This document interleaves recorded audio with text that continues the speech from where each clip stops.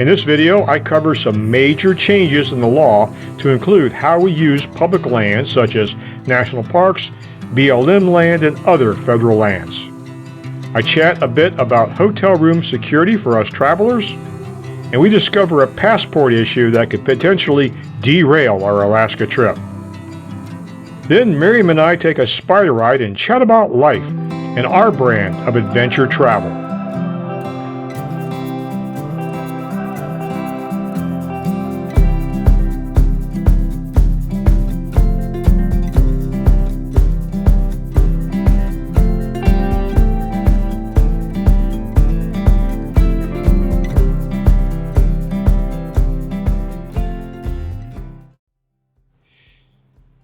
If you follow our channel, you'll notice we spend a considerable amount of time in the national parks, national wildlife refuges, and we learned a few years ago that content creators such as ourselves were required to obtain a filming permit. That's right, a filming permit for low-level activities that we engage in, no matter how small. If it's for a YouTube channel, it is considered a commercial content and a permit is required. That means you go onto their website, fill out a big, long, complicated form, tell them precisely where you're going to be, when you're going to be there, and what you're going to do. Well, we don't know. Every situation is different. We see something that we feel we need to dialogue about, we do that. Plus, the application fee is $60. We also found out in preparation for the Alaska trip that the filming permit for Denali National Park was $300. So we were trying to figure out a workaround for that, and the situation seems to have solved itself. So starting in 2023, a proposed bill was introduced into Congress. It worked its way through the House, through the Senate, and got signed by the President in the first few weeks of January of this year. And that law is simply known as the Explorer Act, which is an acronym for Expanding Public Lands Outdoor Recreation Experiences Act. Of the many sections in this act, it also says that low-level, no-impact content creators such as ourselves are no longer required to obtain a permit in the national parks or any other federal lands. Thank goodness. This act is a nonpartisan act supported by both sides and supported by industry to include the Sierra Club and the RV Association. It also requires that managers of government land work together and produce up to 10 80-mile length dedicated bicycling routes, which is something that I have been interested in a long time. I used to do some serious long distance bicycling, and I think that's a great idea. It also requires the designated areas for target shooting in the national lands, which is another great idea. It's well overdue because that's something that I've always enjoyed doing. Lots of other benefits, upgrades, and safeguards. So we can use the national parks and the national lands to the fullest extent possible.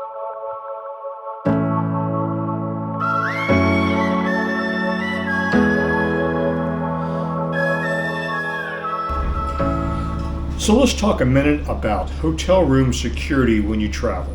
Most modern hotels nowadays use the card entry system.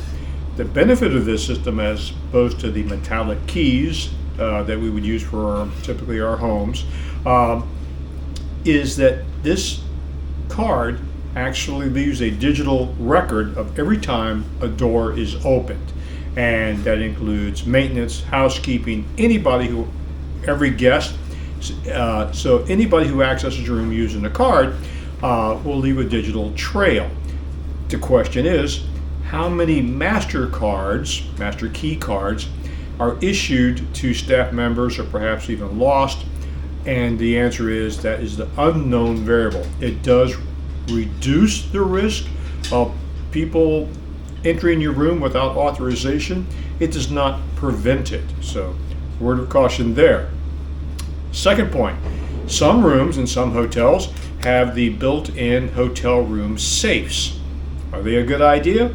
Well, considering the fact that each manufacturer of these hotel room safes provide the purchaser with an administrative code. Sometimes it's as simple as 4 zeros or 9999 or something of that nature, very simple, that maintenance and management can go into and access a safe in the event that the guests forget their combination or they need to get into it for an administrative reason. The only problem is that oftentimes, because a hotel would say put hundreds of these into a given hotel building, that they don't change the administrative codes to a more discrete code that only management would have, leaving the manufacturer's code still there. And unfortunately, the information for that particular brand is available online. So you can find the master code if it has not been changed for your particular brand of safe.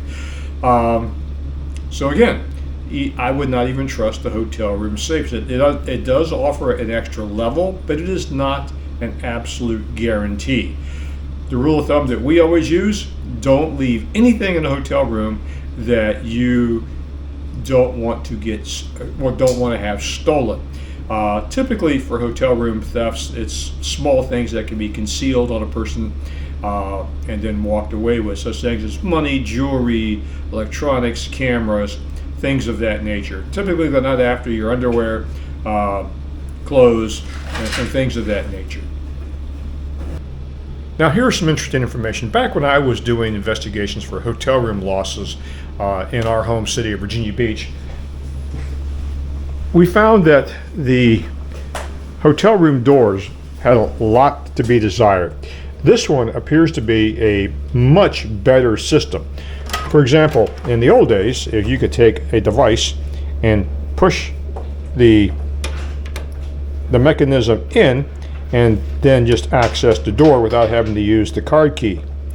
But if you tried to do that with this door and pushing both of these bolts in simultaneously, it activates a deadbolt. And without the card key, you're not getting in. A much better system.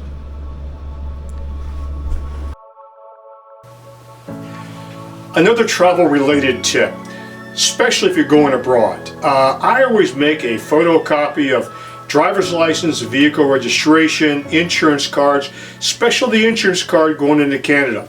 Canada does not recognize the digital version of your insurance confirmation. They want to see a paper copy. So I always keep one in my glove box with my registration, but I also take a spare.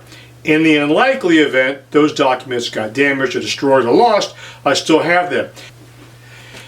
And another recommendation that's even made by the United States State Department: if traveling abroad and we plan on multiple border crossings between the U.S. and Canada going back and forth, is to make photocopies of your passports. In the unlikely event you get separate from your passport, you have something to show the embassy or the consulate that you are a U.S. citizen, and they can issue you another one. Because you never know. And we have 3 months to go, and Miriam's passport is expired? Miriam! What? What are you talking about? Your passport is expired. No, John. How could that be? Well, look at the date.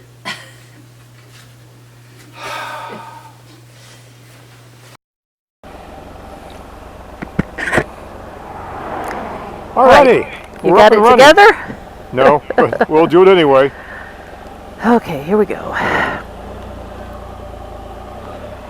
Now that we got the cameras going. Hey everybody. Oh, would you believe it's the last day of January? Yeah. And how warm is it? It's going to get up to 69, which... Well, my thermometer says 71. Really? Yeah. Well, feels like a heat wave. It's fantastic. Yeah. What a month this has been. Oh, we had a period of time that the temperature was below freezing for an entire week. Are you kidding? The wind chill was in single digits. It was... I had to wear my battery-powered heating vest inside. In the house, to stay yes. warm. Yeah. Yeah, the wind chill didn't really affect me because I never left the house. And we had to go to Southern California, and it was cold there too. Well, and we celebrated my mom's 90th birthday, and we celebrated the life of one of my clients who passed away this month. Yep. We have just the full gambit of joy and sadness and everything in between, and it's been a lot. Yeah, and I think Ooh, it's windy today. I think they have a name for all that. They call it life. Yeah. Yep. It's all. You don't want to cut any part out. It's a package deal. But this feels great. It feels good to be outside.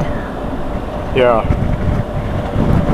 I don't know. We can go left. I'm not sure if we're going to run into standing water because of the wind, but we'll give it a shot. Yep. What's the worst that could happen? Or we could drown. Get wet.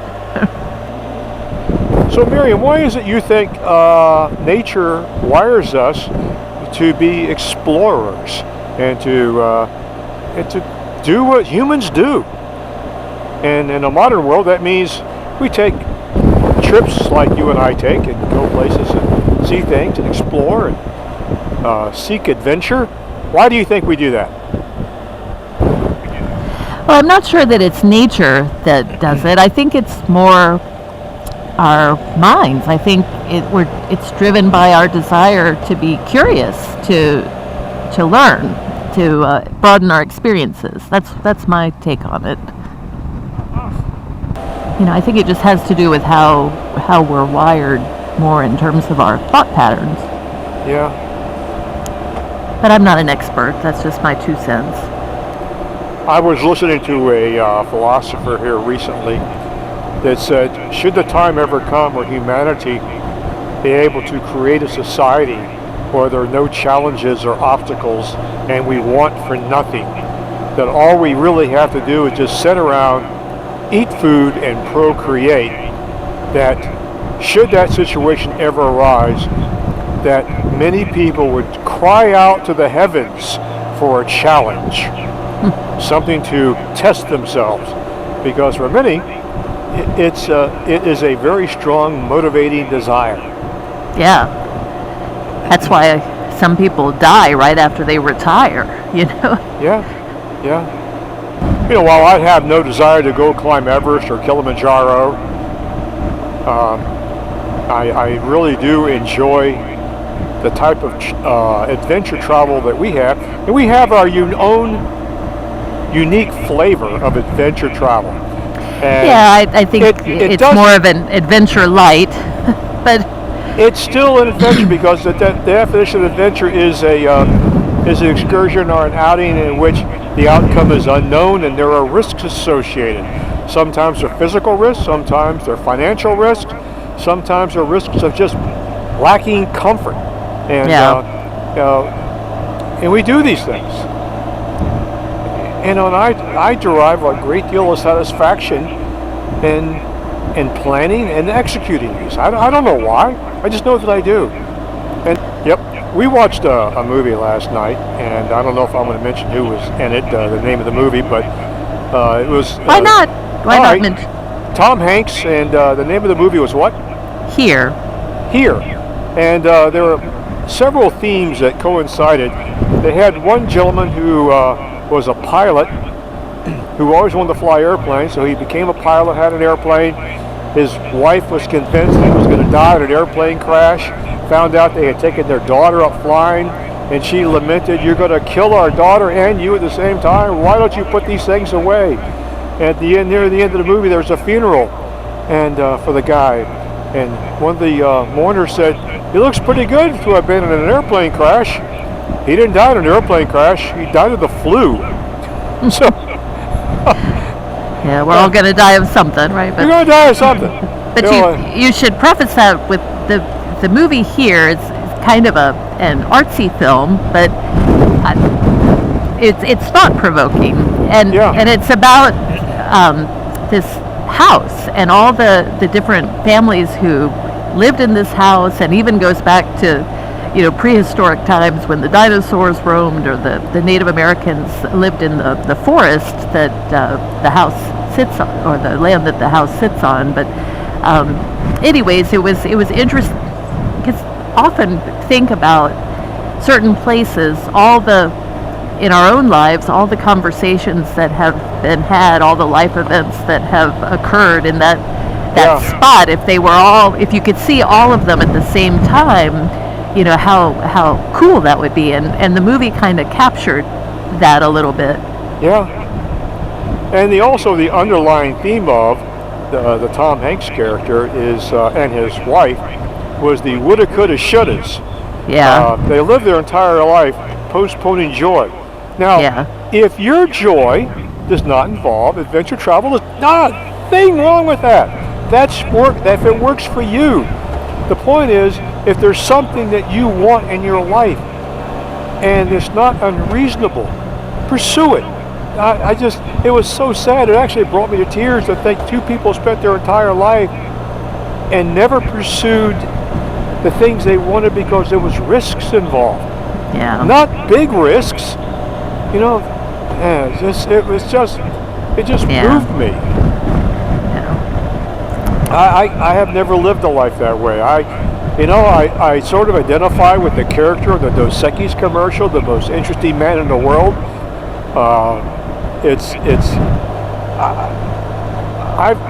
I think I've done some pretty cool things, at least if my definition of cool, I've done them. And so I have no regrets. And I've often told you all that proverb that says when you die, you meet the guy you could have been, and he shows you the life you could have had. And question over to you, back across your neck. The wind, I gotta change directions. As I told you last night, I had a moment on Wolf Creek Pass, of all places, when I thought I need a nickel. You mentioned it.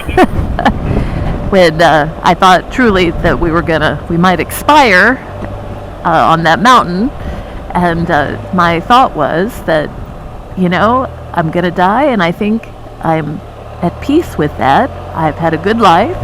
I would like to have more, but I'm satisfied with the life I've lived. And since then, because that was 2019, that's ancient history now, there's even more things that have happened, not just our trips, the people we've met, the other experiences that we've had have continued to enrich our lives. So I'm a lover of life, period. Yeah. So now, an example, my dad, he was the kind of guy that never really enjoyed traveling. He traveled because my mom wanted to travel. He was very content to sit home and grow his tomatoes and work in his garden. And that's fine. That's what he liked to do. And if that's what you like to do, great. So, but put a comment below. Are you the kind of person that likes the adventure, such as an example of climbing Kilimanjaro or rowing the Atlantic Ocean, or just going on some sort of adventure travel? Or are you the kind of person that just would rather grow tomatoes? And why? I'm just curious, what makes us all tick? So put a comment below. So if you like this video, if you do us a favor of giving us a thumbs up. And don't forget to subscribe, because it helps the algorithm send our video to other folks so they can see the content and perhaps inspire them. Thanks, guys. Y'all take care.